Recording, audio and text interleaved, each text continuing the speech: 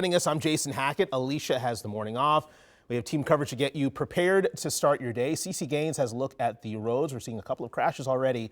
Audrey Russo also has real-time road conditions for you. But first, let's get to meteorologist John Ziegler, who is tracking all the rain that we're seeing this morning. It is just starting to pick up here, John. Yes. Wow, I said it would start raining at 6. I think it got it to the 10th of a second.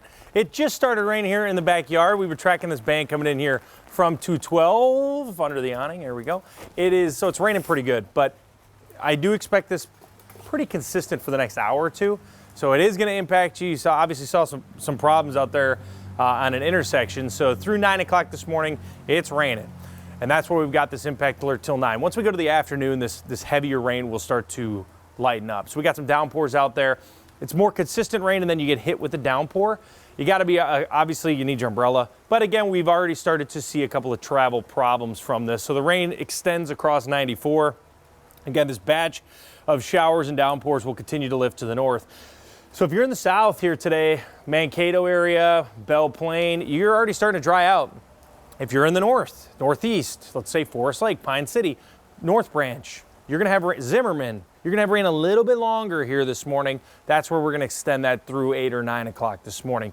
Pretty wet drive in here from Alexandria to St. Cloud. Wilmer looks like you just had one of those downpours. That is now exiting. You can see you're drying out here. That's even leaving Hutchinson alone. I think you're good. You guys helping out your neighbors. I know you got hit with an 86 mile per hour wind gust yesterday. That storm came into Carver County. The sirens went off. I was, texting my neighbors. All right, I don't see a tornado. It weakened quickly, but still scary to see an 86 mile per hour wind gust there. Here's what we're looking at now. Rain is starting to move into the metro. You can see Burnsville getting some downpours. This will extend across the entire metro over the next hour or two. We'll time it out for you. But CeCe, looks like we're starting to have some problems out there. We are. This is down in Savage. Good morning. Crash Highway 13. This is between Eagle Creek Parkway and 126th Street West. It's actually right on 126th. It looks like there's a fire truck there, multiple tow trucks. We have some squad cars there, but this isn't impacting traffic in this area. There's just commotion in the intersection. Folks are just having to go around the situation to get where they need to go. But this is a reminder that anywhere you're waking up this morning, roads are wet and they're damp. You should not use cruise control this morning, and you should take it slower than normal, especially I know John mentioned a few minutes ago about hydroplaning. That's a real thing. So this is the first crash I'm seeing of the morning. I'll let you know when this clears. Hopefully everyone's okay there. That's the only thing I'm seeing. Things are still green, not seeing a lot of slowing at all. Again, on Fridays, this map doesn't really turn any other color until after 7:30. So keep that in mind. Have a safe commute this morning. We'll have more looks at the metro when I see you next. But until then, I know Audrey's in Mobile 11. Last we checked, you were in the North Metro, right? Yeah, CeCe, and we were just up in Anoka. We are now approaching 610 south of Coon Rapids near Brooklyn Park. Let me flip it around so you guys can get a closer look. Right now, things are starting to pick up rain-wise. We're starting to get a little bit more of a consistent rain hitting the windshield, and a lot more is showing up on the roads, and especially if you can see the cars in front of us. We're leaving a safe enough stopping distance, but if you're able to make out kind of that haze, that's sort of the kickback and the splashback of some of those wet roads coming off of the tires. So another good reason to leave enough distance between you and the car in front of you. But yeah, we wanted to jump over to the highway just to take a look at how things were doing. There's a little bit of ponding on the side of the road in the breakdown lane, the emergency lane. So if you need to pull over, just be forewarned that you're going to catch a little bit of ponding and puddling there. But by and large, we're seeing people drive safely. We're seeing people take things slow, which is good from a road condition standpoint and just from your drive into work standpoint. As it stands with rain, again, not particularly hard, but enough to make sure that you want to have your windshield wipers on, your headlights on, just your typical precautions whenever you have to drive in rain. Back to you. Good advice out there. Drive safely, Audrey. Thank you so much. We'll check in with you soon. Throughout the Weather Impact Alert, John and the rest of the weather team will have extended forecasts on KARE 11 Plus. That's our streaming app for your TV. Just download the app and then scroll over to KARE 11 Weather Impact 24/7. Well, if your plans take you through Minneapolis this weekend, listen up. This is going to impact you. Tonight, a section of I-94 will completely shut down for construction until Monday morning. Michelle Beck has the details and the detours for us. Good morning, Michelle. Yeah, good morning, Jason. Take a look at this. MnDOT will be shutting down this very stretch of I-94 between 35W and Huron Boulevard. Now, 2 times to keep in mind as you make those plans tonight. At 9 p.m., ramps will close. Then at 10 p.m., roads for both directions will close. And this is going to impact you all weekend long, so keep it in mind when you go to and from events, including the Stone Arch Bridge Festival, various Pride events, and of course your Father's Day get-togethers. By this time on Monday, 94 will be back up, but it will be down to 2 lanes in each direction through mid-August. Starting tonight, crews will be shifting traffic to continue their bridge repairs along eastbound I-94.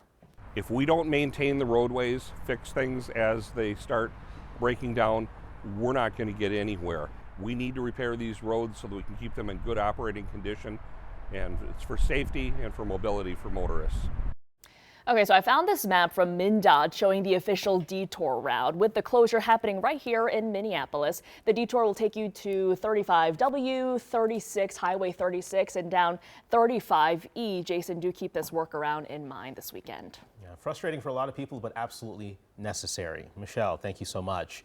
We are following breaking news from overnight. Iran is retaliating against Israel just a few hours after Israeli attacks began on Iran's capital. Right now, Israel is under a limited state of emergency, telling people to follow state orders and to stay inside. NBC's Richard Engel tells us more about the Israeli airstrikes on Tehran that led up to this morning's attack. Israel has carried out a large-scale surprise attack against Iran's nuclear facilities, but also targeted top military leaders in the country. This was described by Israel as a preemptive strike, and according to Israeli Prime Minister Netanyahu, it involved dozens of Israeli fighter jets attacking dozens of locations inside Iran, including nuclear sites. Sources in Iran tell us that in addition to the nuclear bases, which are spread across the country, some of them burrowed deep into mountains to protect them, that top Iranian military officials were killed. Iran says that the leader of the Revolutionary Guard was killed.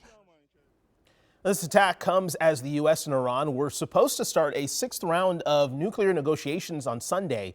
President Trump posting on Truth Social in the last hour, urging Iran to make a deal before, quote, it is too late. Right now, investigators in West India are on site of a deadly plane crash, searching through the debris for more victims. Just over 24 hours ago, an Air India plane heading for London crashed into a medical college hostel, killing more than 240 people on board. Amazingly, one person on the plane did survive. Vishwas Ramesh, a British national of Indian origin, was sitting in seat 11A, traveling with his brother, who is still missing. Another brother spoke to reporters after hearing from Ramesh. He video called my dad. As he crashed, he said, our plane's crashed. All of that. I don't know where my brother is. I don't see any other passengers. I don't know how I'm alive, how I exited the plane. So, of course, this morning, many questions about how he survived. He says he jumped out of the plane through the emergency exit after hearing a loud bang 30 seconds into the flight. A doctor says Ramesh's condition is not very critical, but he is psychologically disturbed by the entire event. He could be released from the hospital in the next couple of days. Well, once the rain clears today, storm cleanup starts in Hutchinson. A severe thunderstorm warning popped up in Carver County in the last 12 hours. Now, take a look at some of these pictures posted on our That's So Minnesota Facebook page. You can see branches and trees down, snapped from the winds, estimated over 80 miles per hour. People there reporting hearing tornado sirens as well. All right, let's take you outside.